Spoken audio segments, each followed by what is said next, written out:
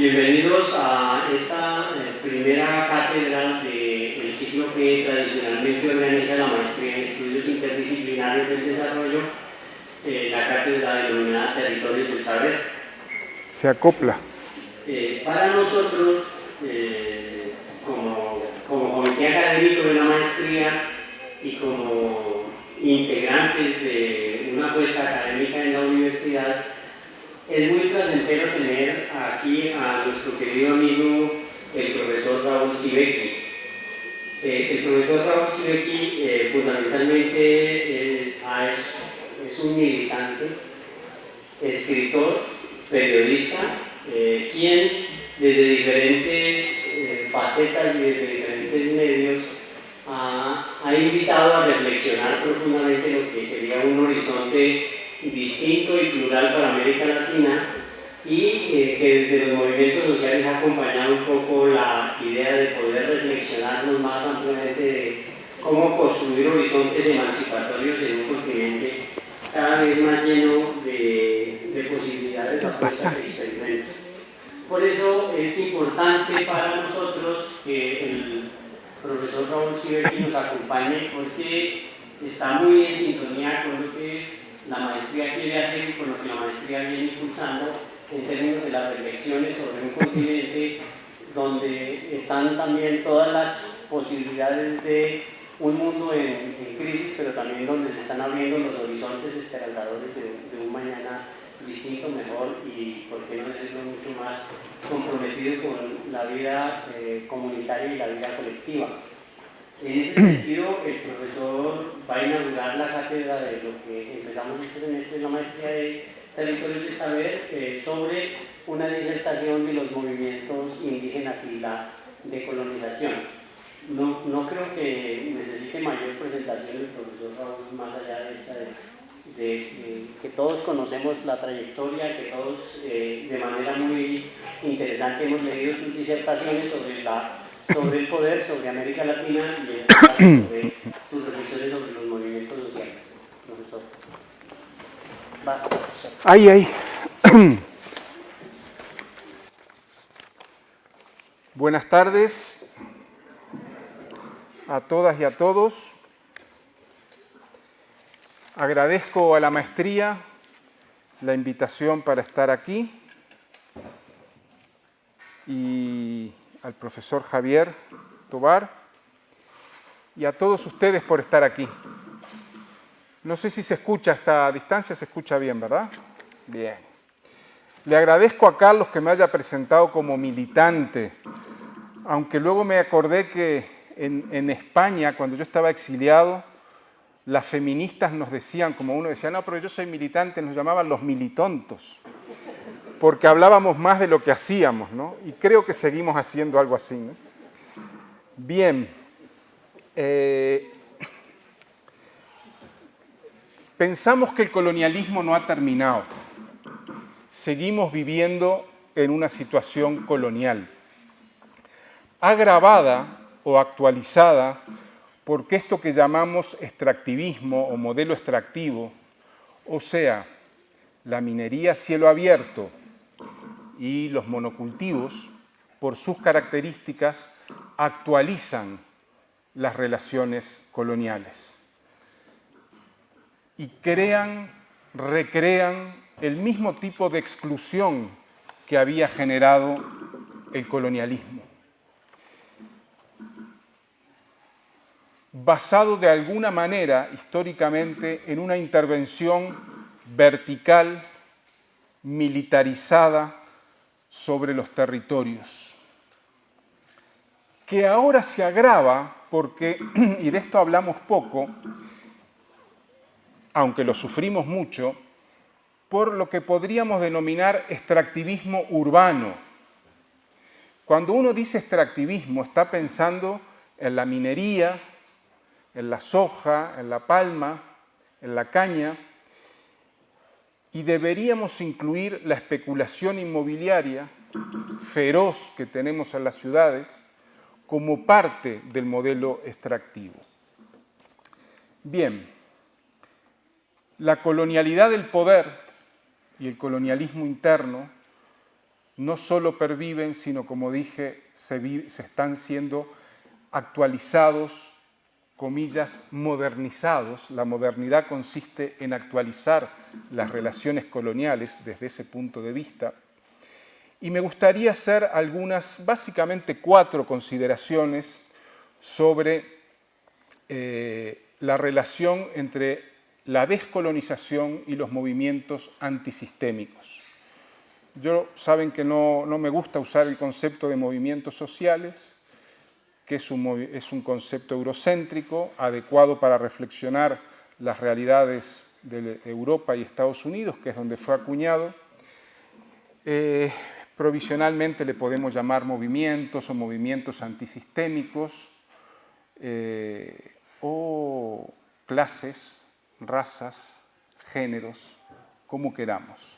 Pero también aquí hay una tarea de descolonización del pensamiento. Mi argumento central es que la descolonización es un proceso prolongado, inacabado, necesariamente inacabado, de conflictos de clase, raza, género, generación, religiosos en otros casos, culturales, etc. ¿Verdad? O sea, no hay descolonización ni política, ni cultural, ni epistémica, sin un conjunto de conflictos múltiples y necesariamente heterogéneos. O sea, no hay una polarización, sí la hay, colonizador-colonizado, pero los sujetos descolonizadores son necesariamente heterogéneos. Y diría algo más, si pretendiéramos encontrar sujetos homogéneos, ya no serían sujetos descolonizadores. Y me parece que aquí es necesario detenerse, reflexionar en el sentido de la necesaria multiplicidad, diversidad, heterogeneidad. Me gusta la palabra heterogeneidad, que la utiliza mucho Aníbal Quijano. Bien, entonces el primer punto que quería tocar es: no hay descolonización sin sujetos descolonizadores. Es evidente que las teorías descolonizadoras, decoloniales, descolonizadoras, descolonización, postcoloniales, etc., a menudo como que flotan en el aire, sin asumir, sin enraizar, sin visualizar la presencia de sujetos que son los que encarnan la posibilidad, porque no hay ninguna certeza, de descolonización. O sea, son los sujetos que encarnan el conflicto o los múltiples conflictos. ¿Verdad?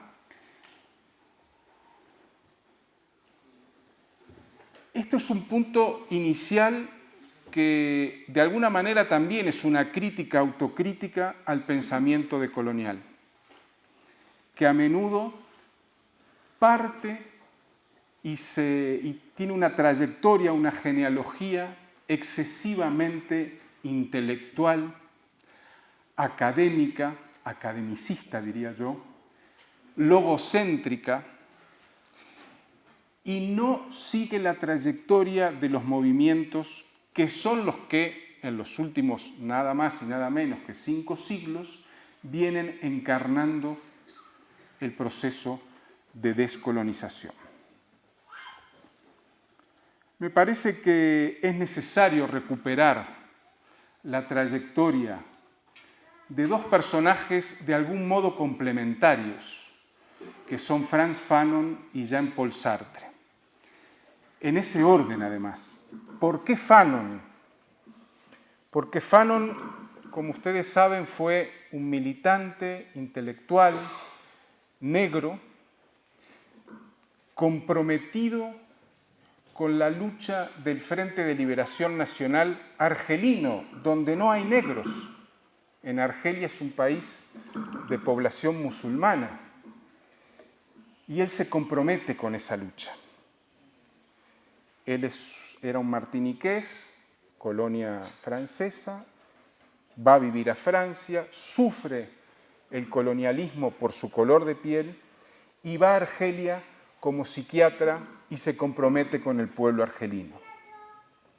Y Sartre, con el que dialoga permanentemente y que escribe el prólogo, Sartre, de uno de sus principales libros, que es Los condenados de la tierra, muestra también claramente a lo largo de su trayectoria y en ese prólogo que el sujeto es el pueblo argelino que lucha. Y esto parecería... ¿Me lo vas a regalar? Bueno, yo me lo llevo, luego te lo desgrabo y te lo mando. ¿Qué pasó? Esto que digo, la relación Sartre-Fanon, en la cual Sartre reconoce quién es el sujeto, parecería de perogrullo, pero hoy no lo es así, porque parecería que es el académico blanco eurocéntrico el sujeto, y los otros son objetos. Y Sartre nos recuerda permanentemente eso, y en ese maravilloso prólogo, escrito con los dientes, con el cuchillo entre los dientes, ¿verdad?, con mucha rabia, escrito contra sus compatriotas los franceses, que estaban asesinando. Había una disputa milimétrica, diaria, no organizada por un partido, por un sindicato, sino diaria. Sin esa resistencia diaria, no se entiende luego el desborde. Y entonces me parece que ocultar esto o no visibilizarlo y visibilizar solo los grandes momentos supone varios problemas. Para mí el más grave, y que muchas veces los iluminados nos lo dicen, bueno, pero esta cosita que están haciendo, la escuelita, ¿cómo se llama la escuelita de allá de Patico? Eso no cambia el mundo, y además te lo dicen así como macho, ¿no? Bueno, sí que cambia. Sin muchas experiencias pequeñas de resistencia, luego no va a haber el desborde. Entonces me gustaría que fuéramos capaces de ver la quintineada como un trabajo no solo de Quintín. Él pero él recorría comunidad por comunidad, familia por familia, como los predicadores de la Biblia, ¿verdad? Era un caminante de la palabra. No se paró allá en Insal, lo alto del cerro, a decir ahora. No, nadie lo hubiera seguido. No hay magia en el conflicto social.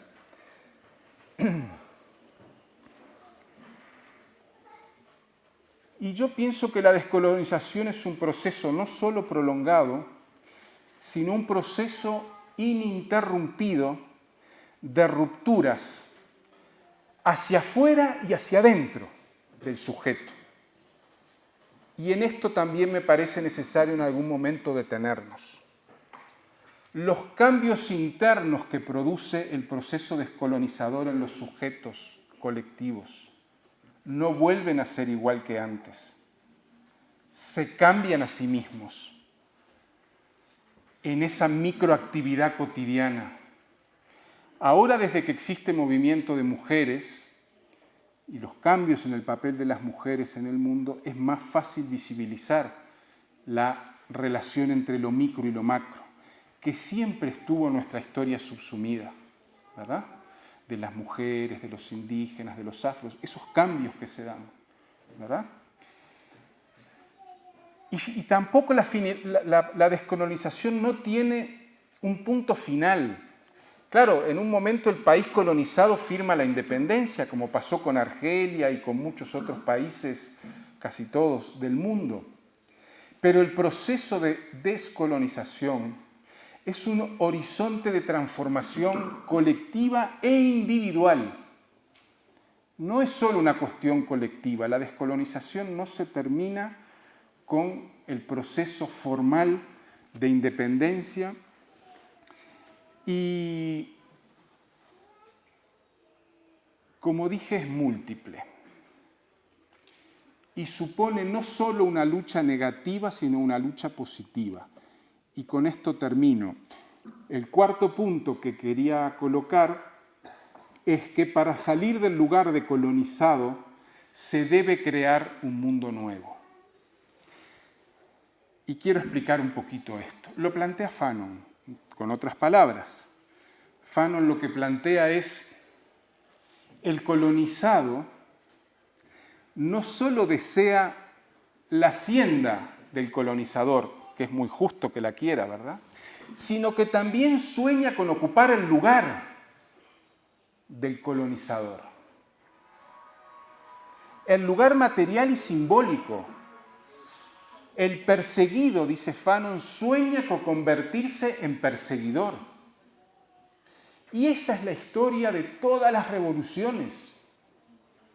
Ah, pero usted ya abandonó. No, yo quiero revoluciones en las cuales el perseguido no se convierta en perseguidor.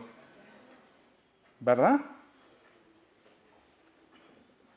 La revolución de Haití de 1804. Expulsan a los franceses. La primera revolución negra triunfante del mundo. Y todas lo hicieron, no porque sea negra cambió nada. Y los franceses, los poquitos franceses que había en Haití, tenían el sistema de plantación, ¿verdad?, de caña, con esclavos negros. Y cuando expulsan a los franceses, los negros que asumen el poder reproducen la hacienda, la plantación de caña con esclavos negros. El mismo sistema por el cual lucharon, contra el cual lucharon. Pero así fue la Revolución Francesa y la rusa. Y podemos seguir. Entonces, algo pasa con el proceso descolonizador y, por supuesto, pasó en todos los procesos de liberación nacional. En Argelia, una de las primeras, a los pocos años de triunfar la Revolución Argelina, meten preso a Ben Bella, que era el dirigente del FLN, del Frente de Liberación Nacional, y estuvo preso muchos años, por el nuevo poder. Lo desplazan, las purgas. Esto que hemos llamado los que somos de formación marxista el estalinismo, es una reproducción de la opresión por parte de los oprimidos que toman el poder. Y esto no puede ser un proceso que nosotros lo pasemos por alto, porque los procesos de lucha de revolucionarios, de descolonización, cuestan mucha sangre, consumen mucho imaginario, mucho sueño, mucho deseo, como para traicionarlo reproduciendo lo que hay.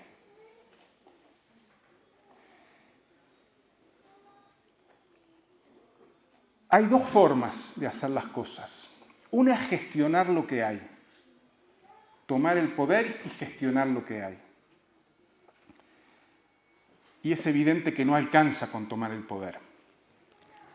Para cambiar el mundo es necesario crear algo nuevo, crear un mundo nuevo. No solo luchar contra, sino crear algo nuevo. Y creo que esto es una de las herencias más hermosas que nos dejan las luchas indígenas. La lucha contra la terrajería parió cooperativas, parió cabildos, parió un montón de instituciones que durante un tiempo importante fueron lo nuevo, fueron ese mundo nuevo. Y creo que es en la creatividad de lo nuevo, en donde, en el proceso en el cual el colonizado no repite el lugar de perseguidor que sufrió cuando estaba abajo. ¿Por qué? Porque la creación de algo nuevo es lo que le permite sentirse identificado con eso que crea, sentirse orgulloso de eso que crea, sentirse empoderado, por usar esa palabra tan fea de la sociología del norte, con eso que crea, y deja de soñar en ocupar el lugar del perseguidor.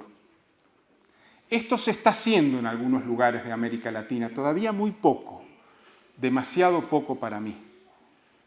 Lo que más hacemos es gestionar lo existente, convertirnos en ministerios del Estado, en gestores de lo que nos tira el Estado para gestionar. Pero podemos hacer cosas de otra manera, de las cuales sentirnos orgullosos. Creo que el zapatismo es uno de los que más ha avanzado, pero no el único. Otros movimientos indígenas han creado sus universidades, sus espacios propios, los cuales ensayan formas de vivir diferentes. Entonces creo que la creación de un mundo nuevo es la forma que yo entiendo hoy, a la que llego hoy, puedo estar equivocado, y ahora lo discutiremos, de no repetir la trágica historia de los oprimidos que al llegar a la cúspide del poder se convierten en opresores, dilapidando todo el capital ético, todo el acumulado ético, la legitimidad que habían adquirido en situaciones realmente adversas y realmente difíciles. Así que creo que es hora de apostar mucho a la creatividad, a crear cosas nuevas, espacios nuevos, escuelas nuevas, puestos de salud nuevos, etcétera, etcétera. Y luchar negativamente también, porque eso nunca nos va a abandonar. O sea, defendernos de, ¿verdad? Pararles la mano a los poderosos. Eso siempre va a haber que hacerlo.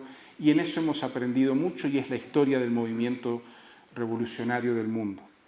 Pero falta un poco de crear ese mundo nuevo, que es, creo yo, la ventana que nos puede salvar de no solo repetir, sino del periodo de destrucción de la humanidad en que está hoy el sistema capitalista. Muchas gracias.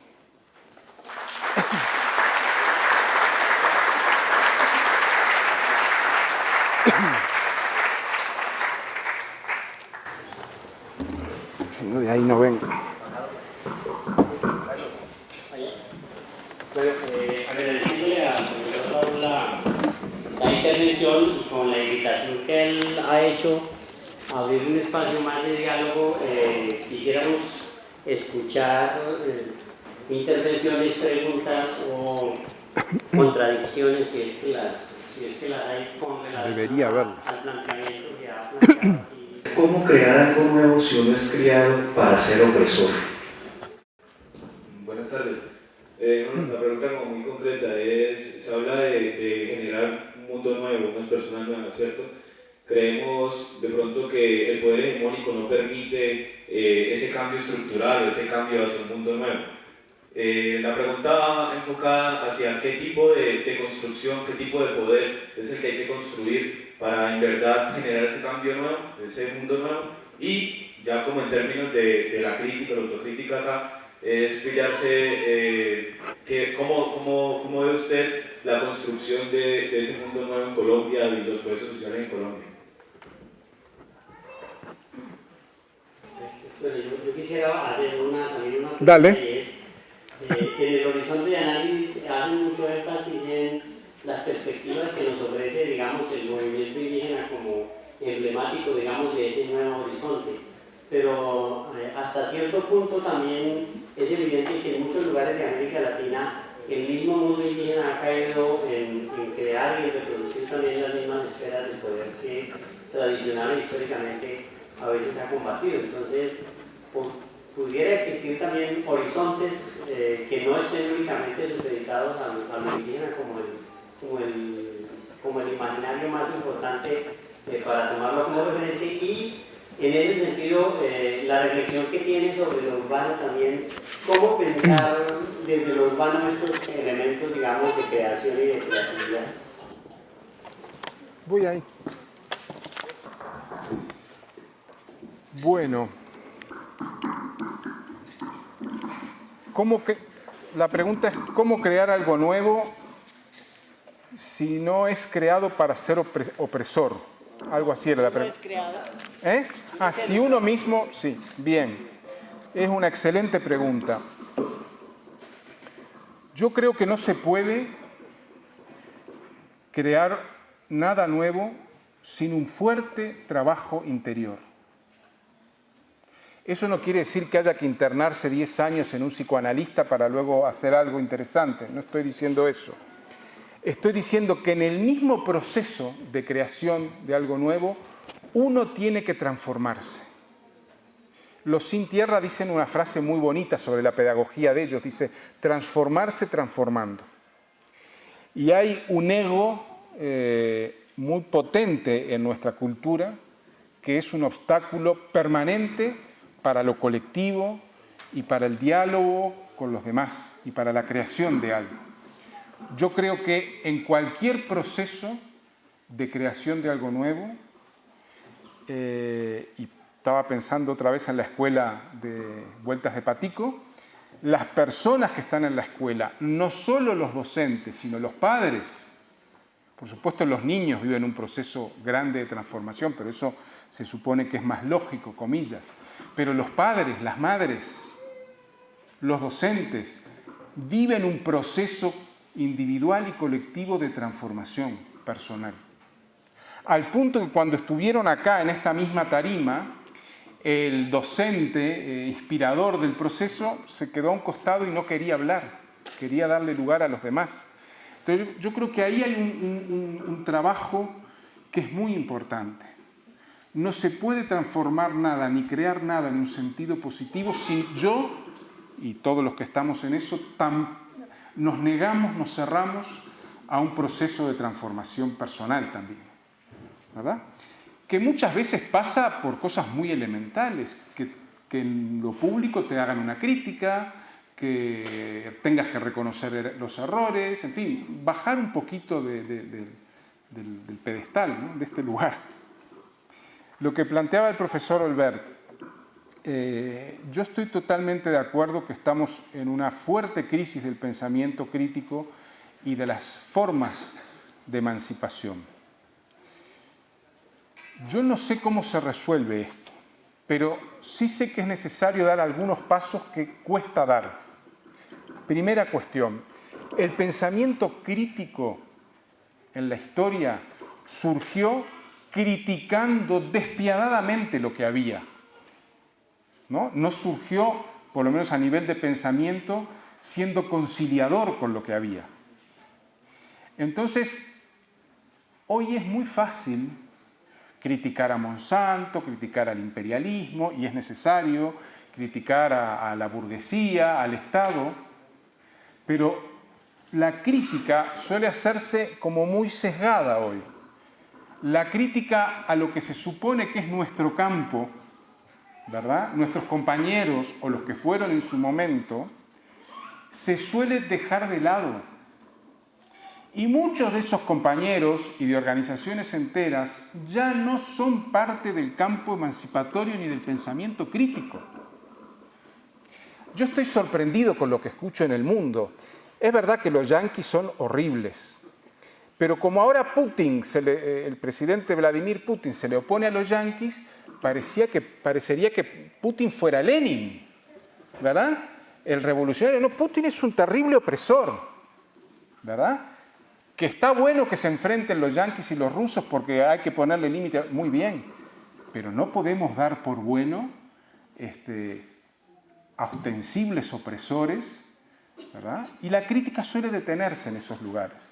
Yo fui al lugar cómodo de Putin para no bajar al terreno de lo más concreto, pero la crítica es necesaria, imprescindible, en lo que se está haciendo, incluso aunque sea muy cercano aparentemente. Hay que deslindar campos. A veces fue excesiva la crítica mutua entre Marx y Bakunin, pero así fue como se crearon esas corrientes, en una crítica feroz y despiadada a lo que pensábamos, porque pensaban que el otro conducía al fracaso. Y hoy hay datos de sobra para ver que hay organizaciones compañeras que están haciendo desastres. Estoy pensando en Uruguay, no en Colombia. Y sin embargo la crítica no se hace. Yo estoy cansado de salir de Uruguay que me digan, no, porque Mujica sí que es bueno. Sí, es bueno visto desde Colombia, pero el que está allá, Mujica es un desastre. Y les voy a poner un ejemplo con la marihuana. Hasta ahora, la marihuana hay dos formas de conseguirla. O comprándole al vendedor, al dealer, o cultivando en la casa.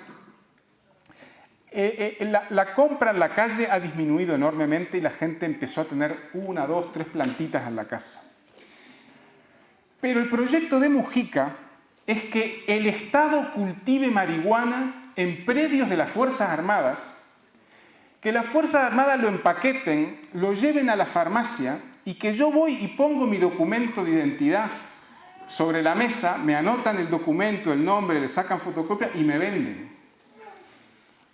¿No es mucho más razonable legalizar el autocultivo? ¿Verdad? Que estatizar. Bueno, esas cosas pasan. Y lo digo porque hoy criticar a los nuestros es mucho más difícil. Porque siempre te dicen, pero vos le estás haciendo el juego a la derecha.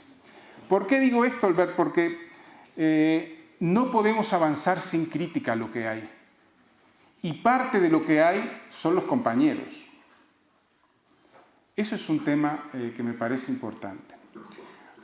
Sobre las formas de emancipación, yo creo que todavía estamos en formas de organización y de lucha demasiado estructuradas, demasiado controladoras y poco diversas. Por ejemplo, parecería que en los actos políticos la música se pone como relleno, ¿verdad? Como si fuera algo poco importante para que la gente no se vaya, ¿verdad? Entonces te anuncian que va a cantar un grupo maravilloso y primero habla el político y después canta el grupo, porque si canta primero el grupo, la gente cuando habla el político se va a... O sea, ¿por qué digo lo de la música? Porque tenemos formas demasiado estructuradas, demasiado... consideramos política solamente aquello que es declarado como político y eso no es así. Entonces yo creo que hay un empobrecimiento de las formas de emancipación enorme, una unilateralización de lo que es emancipación, de lo que es lucha. Y mucho más no soy capaz de decir. ¿Qué tipo de poder construir? Bueno, sobre esto sí tenemos unas cuantas experiencias, incluso en el Cauca, ¿no? Hay formas de poder que la comunidad las controla. Es cierto que han funcionado un tiempo y después tienden a estabilizarse, a degradarse y a burocratizarse. Pero hay formas no burocráticas de poder. Hay formas en las cuales la rotación permanente y el control de la comunidad sobre los que ejercen los cargos son muy potentes.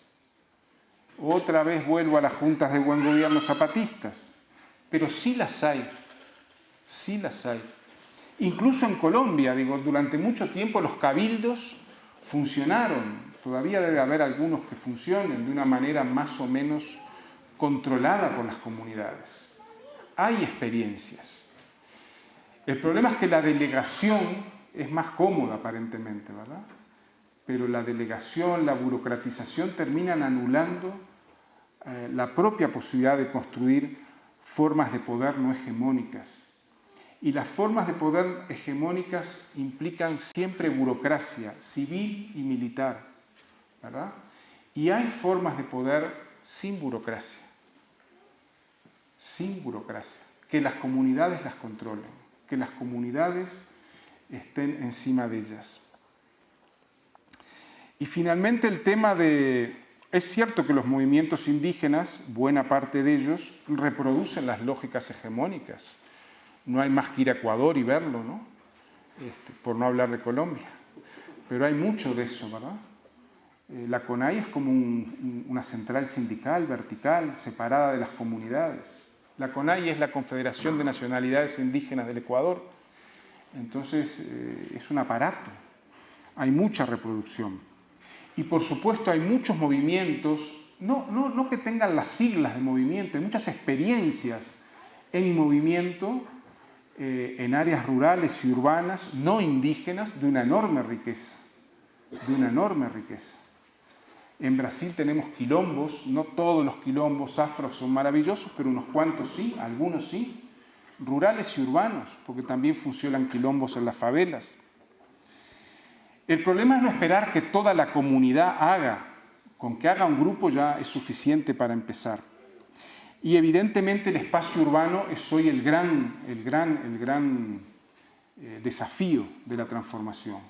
A mí me gustaría llamar la atención de que en Brasil y en Argentina, en las grandes ciudades, hay experiencias interesantes. En Brasil muchas vinculadas al hip hop, ¿verdad? Experiencias de favelas vinculadas al hip hop, al funk ostentación, que es un género que imita el consumo. Entonces la izquierda dice, no, pero ustedes son consumistas. Y eso te lo dice un profesor universitario que gana $5.000. Entonces los chicos que quieren ser consumistas y hacen funk para ostentando el consumo, le llaman consumistas. Un delirio.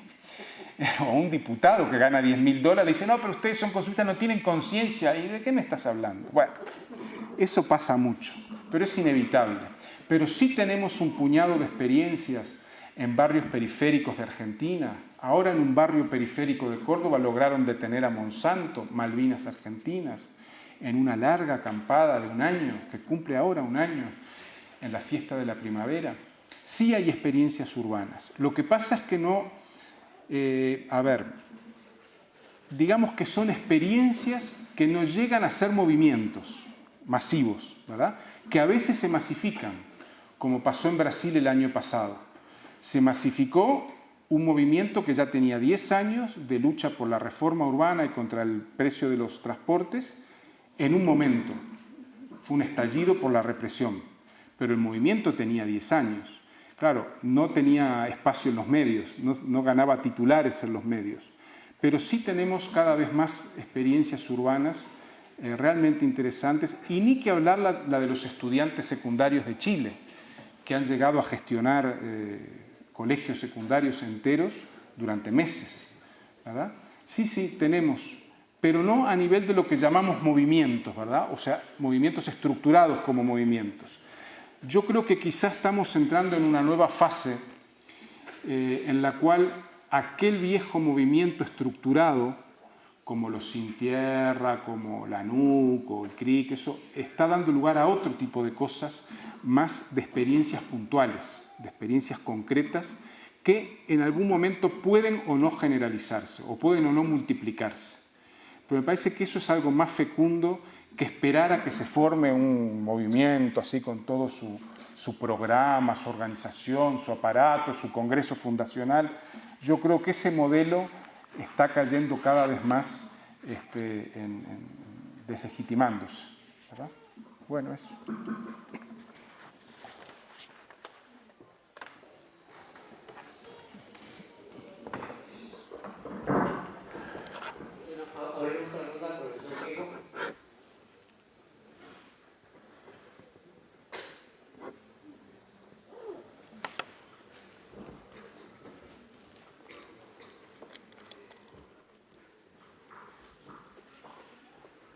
Bueno, Raúl, primero un cordial saludo y una expresión de alegría por compartir con nosotros el trabajo que está realizando. Yo quiero hacer 2 comentarios. Un primero es el relacionado con la crisis del pensamiento crítico. Yo creo que podríamos compartirlo en términos generales, pero me parece que hay una crisis creativa. Si nosotros nos metiéramos, por ejemplo, a cómo fueran las discusiones dentro de la izquierda y los movimientos sociales en ese momento que había en la década del 60 y 70, las discusiones eran por si Marx estableció que lo estructural determinaba en última instancia a los procesos ideológicos, culturales, etc. Ahora tenemos otro tipo de discusión, y yo creo que es muy fecunda porque no solamente se resuelve en los estados académicos, sino que se resuelve también en los lugares en los cuales las comunidades, los pueblos, las organizaciones están confrontando justamente las formas colonizadoras. Entonces me parece que aquí habría un espacio de reflexión importante.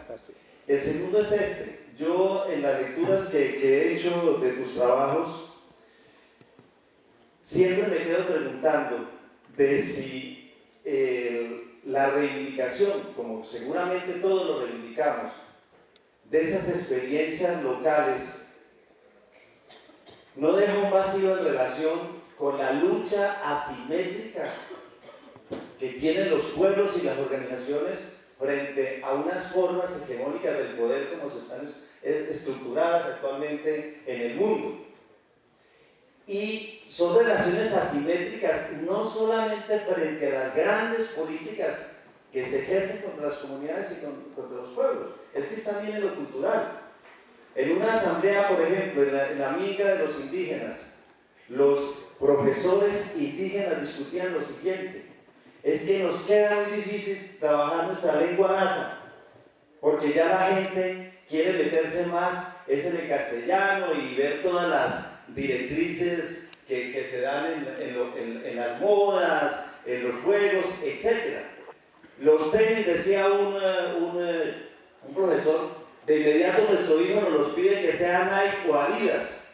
Es decir, se mete dentro de es un conflicto cultural también. ¿Hasta dónde? La pregunta mía que surgiría de allí es, ¿hasta dónde entonces es posible que esos movimientos locales puedan realmente incidir en generar una fragmentación de la forma hegemónica del poder? Yo sí creo, como dice Diego, que hay una crisis creativa. Pero si miramos más en detalle, hay una crisis creativa de lo que tradicionalmente entendemos como política. Pero si nosotros abrimos el abanico, y voy a volver al ejemplo del hip hop, yo no sé cómo es aquí en Colombia, pero hay lugares, en el cono sur por lo menos, hay miles de grupos que hacen hip hop. No cientos, miles. No cientos de miles, pero algunos miles hay. Entonces un grupo de chicos que hacen hip hop, que hacen sus músicas, que elaboran sus letras. Y si alguien ha escuchado las letras del hip hop, no son letras apolíticas, tienen un sentido político. Además hacen grafitis, además hacen danzas, etc. Todo lo que es el complejo hip hop. Y dejo de lado el rock y otro montón de manifestaciones, teatro, etc. ¿Ahí podemos hablar de una crisis de creatividad? No. Lo que hablamos es un desborde de la creatividad que no encuentra posibilidad de expresarse en el terreno de la política tradicional que está monopolizada por unos figurones de derecha y de izquierda, bloqueando la participación de los jóvenes, ¿verdad? Luego es muy fácil decir, pero a los jóvenes no les interesa, no les interesa esa política burocrática. Pero ¿por qué esta forma de intervención no es política? ¿Verdad? Entonces tendríamos que pensar que hay una enorme creatividad juvenil en todo el mundo, que no puede expresarse en los canales de lo que consideramos la política seria, o sea, aburridísima, que es expulsora de la política institucional, la política de los partidos, es expulsora de los jóvenes, de las mujeres, y en particular de las mujeres jóvenes, de los indígenas, de los afros, de los pobres. Es expulsora, no hay lugar. O sea, hay lugar para que si vos sos afro o indígena, puedas hablar como hablan ellos, pero no ir vos con tu cultura, con tus modos, con tus modales, con tus hábitos, como dice Bourdieu, a expresarte allí. Tenés que pasar por el formato que ellos quieren. Entonces, claro, hay una deserción masiva y la creatividad está en otros espacios. El otro tema es fascinante, ¿no? ¿Pueden los movimientos locales fragmentar el poder? Bueno, yo voy a contestar con una medio broma, medio en serio. La lucha de los obreros de San Petersburgo en 1917 era una lucha local. porque eran los obreros de San Petersburgo y un poco los de Moscú. O el tercer estado de París en 1789. Era una lucha local, parisina, o la comuna. Entonces, claro, esto es un poco exagerando, tensionando el debate, ¿no? Yo creo que lo estoy aburriendo, sin lugar a dudas, me tengo que callar y capaz que mejor que hable él, ¿no? Tráelo para acá si habla. Seguramente nos va a decir algo más interesante. Bien. Hay una relación estrecha local-global. Y no podemos perder de vista que muchas veces ha sido la irrupción de lo local lo que ha transformado las cosas. El Che decía crear 2, 3, muchos Vietnam. Vietnam es un país que queda allá en Asia, que hubo una guerra y fue la primera que perdieron los yanquis. Digo porque creo que nosotros también, como generación ya un poco pasada de moda, no podemos, no debemos, eso es otro problema de las prácticas emancipatorias, no debemos decirle a la gente joven qué tienen que hacer, ¿verdad? Como es así que dicen, porque ustedes, no, eso sí podemos anudar un hilo que está desatado con los jóvenes, y creo que ese hilo sí es medio feo que esté desatado y es perjudicial, y es el hilo de la memoria, ¿verdad?